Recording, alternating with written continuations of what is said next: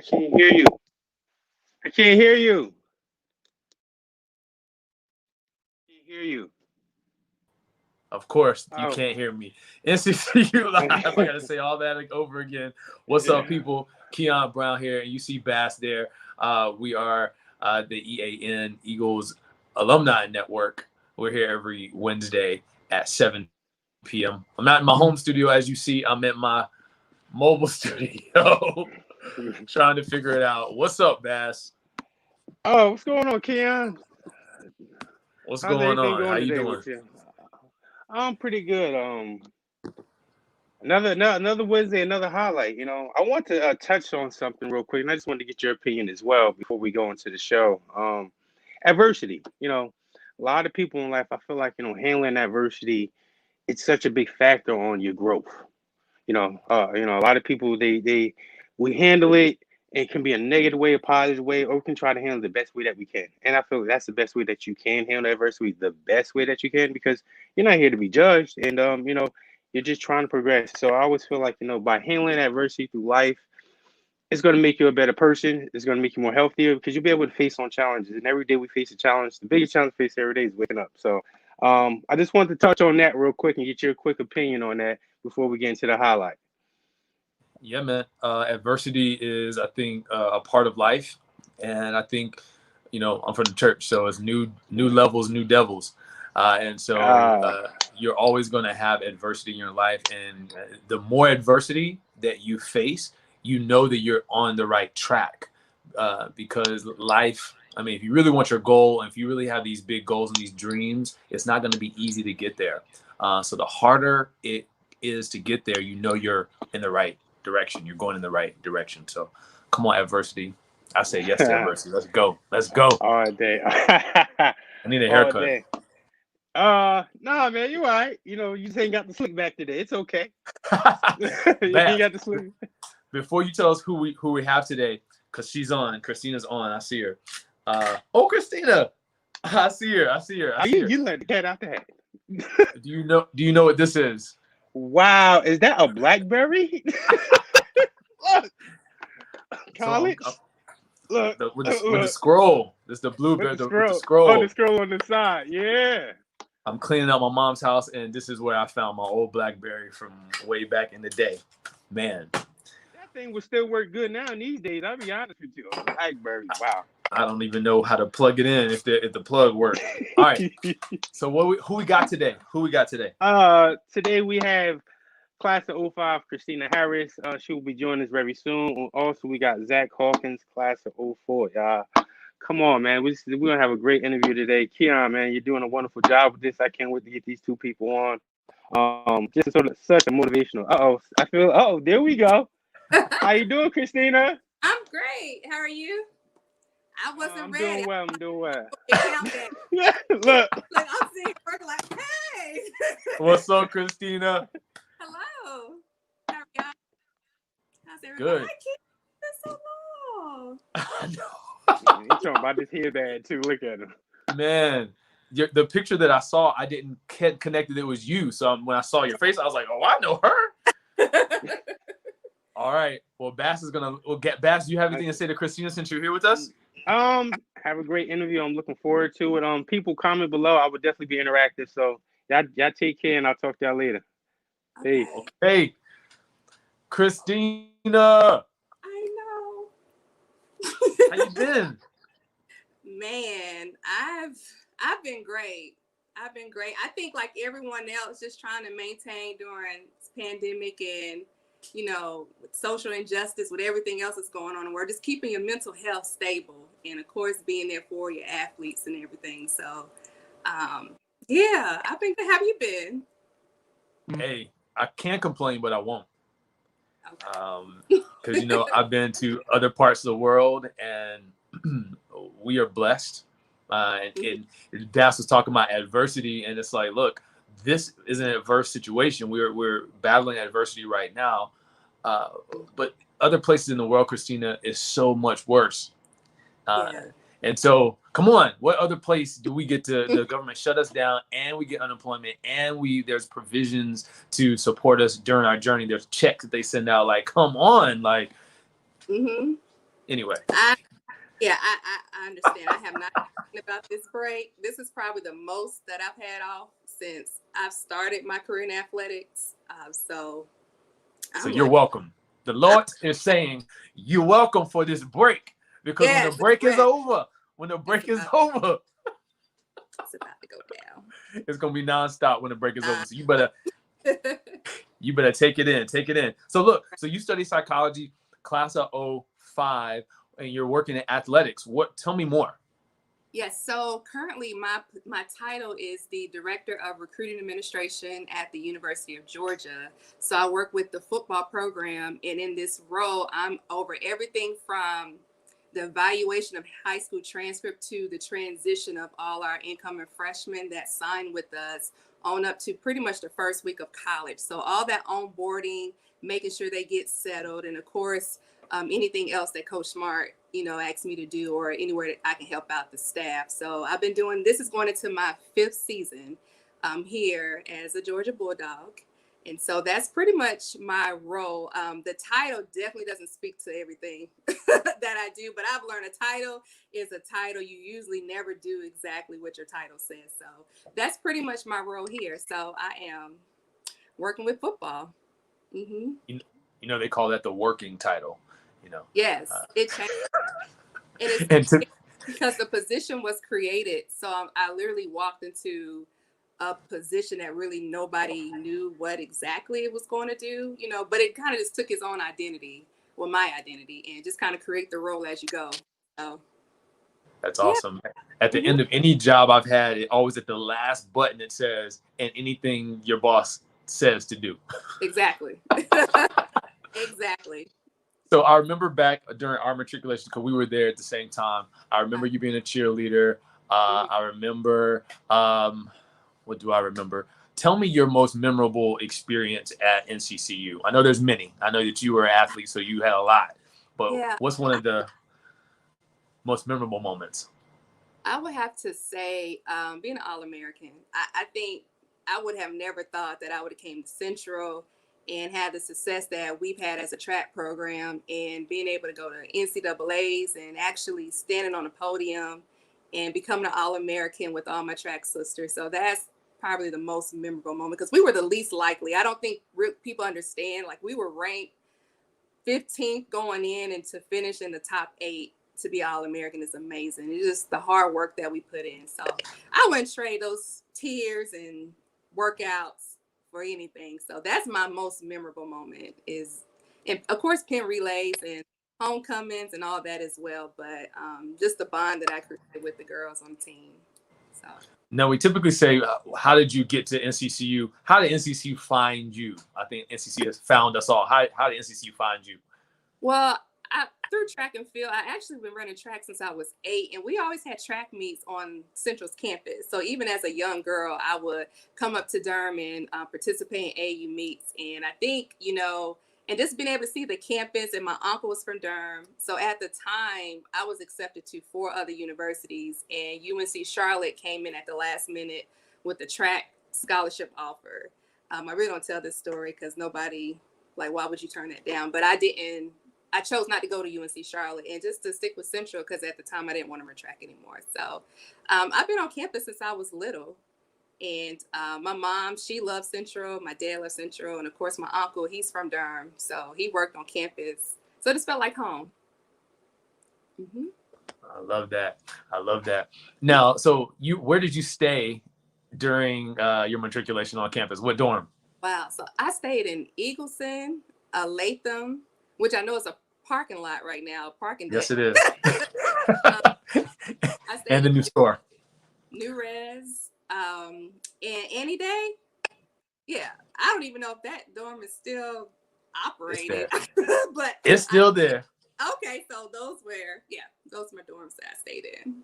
So that's awesome. That's awesome. I thought we were living it up until I saw these dorms that these athletes get. I was like, wait a minute. But I'm grateful for the experience. So yeah. Indeed. Well, so I want to ask you, the next class that's coming in right now, fall classes start on August 24th. This is the COVID, abbreviated schedule. What is one thing that you have to tell a freshman that's coming onto the sloping hills and inverted green of North Carolina Central University, what would you say to them? Wow. Don't be afraid to step outside your box, and just be involved and meet new people, open up. Like, don't be so closed-minded or stay to yourself. Like, make sure you get to know as many people as possible that are different from you, like from different states. Don't just hang around. If you're from Raleigh, just don't hang around people from Raleigh. Like, really get to know your classmate and merge yourself into the culture, because if you don't, then you're going to miss out on a lot. So don't be afraid to immerse yourself in the culture and to network. So important. So Even important. as a freshman. Yeah, let's stay with that. Like, how important is networking? Tell me your biggest experience from networking. What came of the networking that you jumped into even after college? Wow. So I'm going to try to sum this up. But basically, when it comes down to networking, I really didn't know how to network until I was in graduate school at Central. And at the time, I was a guidance counselor, got laid off from the school system, and I didn't know what was next. And so I told someone my vision and what I was thinking about doing, and they introduced me to the field of athletic academic advising. And I went to a conference Central paid for and didn't have any money actually to pay the entry fee. They just got me down there, and I said, look, if I could just get in the building, like if I can just get in around people, like-minded people in that not my major, but pretty much the career, I'm going to introduce myself to as many people as possible. So I had like the lanyard on, but I had it in my shirt because I didn't want nobody to know that I definitely didn't pay for this conference. But I got to know so many people. I made a list, and I met directors. I met different academic advisors, and handing out business cards that I made. And that right there pretty much jump-started my career in athletics, because it's not so much of the networking part, but people saw how hungry I was about being in this field and how passionate and how willing I'm ever to take an internship, move. It doesn't matter. Just give me an opportunity to be able to be in this field. And so that's where I learned the art of networking. And I think as you grow in your career, your network change. So it may not be going to a conference, but it may be more telling people specifically your goals and what you would like to do so they can help you. So I think it changes as you get further in your career, because your network, of course, expands, but now you need people for different reasons to help put you in position to be successful. I know it was a long answer, but that's amazing. Yeah, so that's pretty much what happened for me in the career that I'm in, and how I got to Georgia. That's awesome. And it's so important. One thing that Governor Easley, who was an NCCU graduate, his wife, Mary Easley, she taught me, I don't know where I was at NCCU, and I'll never forget this, and I always talk about this and teach this to the young cats. Always, first of all, firm handshake, eye contact. That's number one. Mm-hmm. Right? Clearly, we know that. But one thing that stuck out for me was a handwritten thank you card in the mail. Yes. Have you ever done that? And what has come from that? Yes. So, yeah. And I still send handwritten thank you cards to even the schools who didn't hire me, and the directors are still there. Not necessarily, just to let them know that I appreciate them taking their time out to interview me, because it just builds relationships. And even in the position I'm in now, anybody who comes to Georgia or who's interested in a coaching job and wants to meet with Coach Smart or the staff or what have you, they always send everybody on staff a handwritten thank you card with the business card. So no more to the emails. Emails are fine, but handwritten thank you cards are the way to go, and it means a lot to the person who took time out to interview you. So yes, I 100% agree. Send those cards. Thank you. Christmas Send those cards. I'm thinking about you cards. This is if you move to a different job. Hey, I just want to let you know I took another job here. Let me know if you know somebody in the area that I can have dinner with. You have to do that. That's so vital. Yeah. So important. Critical. All right, we're going to leave it there. Georgia Bulldog, and of course, NCCU Eagle, class of 2005, Christina Harris. Thank you so much for being here. We honor you and we appreciate you. And please stay connected with us. All right. And I'm counting on you to be our Atlanta. Oh, no. Where are you in Georgia?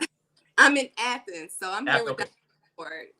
Okay. We're going to get you with the Athens contingency of digital homecoming. Okay. You got to do a tailgate at the house. You know what I'm saying? I would do a tailgate in the middle of the Georgia football indoor facility with my central. But there it is, our Georgia contingency. Let me bring Bass in. Thank you, Christina. We look forward to seeing you soon. Okay. Okay.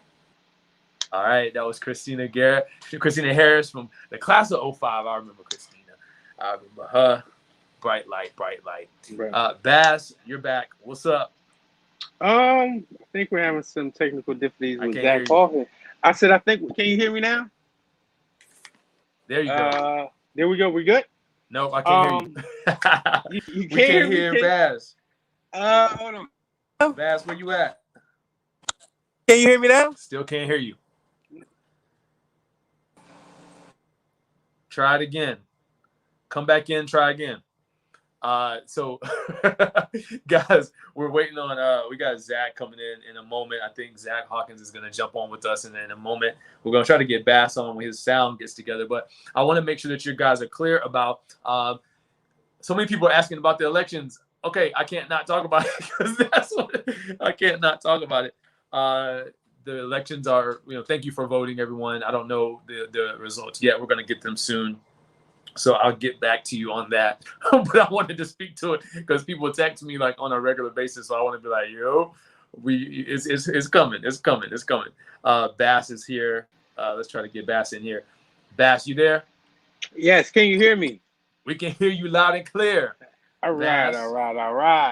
While you're here, I just want to make sure people know it's scrolling right now. We want you guys to join the NCCU Alumni Association, NCCU Alumni.org. Go there. It's important for you to be a part of the Alumni Association. And also, if you want to give a recurring gift, it really supports the university, specifically during these times. COVID displaced a lot of young people who can't even go home because when it really hit early, they could not go to their homes because some of them are from the epicenters, whether that's Washington State or wherever that is. So the university had to get a fund together, and generous donations from alumni and other people is how they were able to support those kids. So go to eaglesgive.com and do a recurring gift to the university and click annual fund so they can use it however they need to. If you do have a sorority or a fraternity or a endowment that you prefer, you can always give to that as well. And lastly, update your contact information. That's updatecontact.info. Updatecontact.info, so we know where you at. Bass, what's up? It seems like we're having a little trouble with Zach Hawkins. He may not be on this show. Okay. But we'll definitely get him on, people. We'll definitely get him on. But it happens. It's live. It's a live TV, so All things the time, do happen. So we're just gonna sit there and adjust. But I do want to sit there and say something. Next week we're gonna have a special show. A real special show with EAN executive team committees. Oh, so yes. you just won't get to see me and Kian. You get to see the whole executive team committee. So please look forward to that. I just want everybody that is part of EAN that supports us, that supports NCCU and giving back, and being advocates to the university. That our team we built our team that has the same vision. We want everybody to have the same vision. So you'll get to meet our other executive team committee that definitely gives us ideas, makes it all happen at the end of the day. Yeah. So well, Bass, since you're around, you were talking about adversity earlier, and I kind of wanted to stay on that for a quick moment. What do you do when you're inside of adversity, and how do you come out of it? I feel like the strongest part, I think is one of my biggest strengths on handling adversity is just making sure that you're mental. You don't put yourself down. When you face things that are negative and trying to build yourself back up, and things happen in life, it can be a death, it can be loss of a job, it can be you can get in a car accident. So knowing how to build yourself back up, it starts with your mental health. And a lot of people forget, adversity is all mental. You can sit there and say, I'm going to fight, but if you don't prepare yourself or take it on, face it front forward. I say, like I mentioned earlier, the hardest thing to do is waking up every day. So I don't stress about bills. I don't stress about anything else in life because waking up is the hardest thing to do. So that's how I face adversity, and just having that mindset that, all right, it may be a tough day today, but tomorrow let's make it better. So it's real simple to me. I'll be honest with you, Kian. All right. Well, we're going to leave it there. Shout out to all of our alumni that are watching. Thank you guys for being here. Thank you, Bass, for making it happen. It's my honor to be with you guys. And so we'll see you this time next week on NCCU Live. Take care. Take care.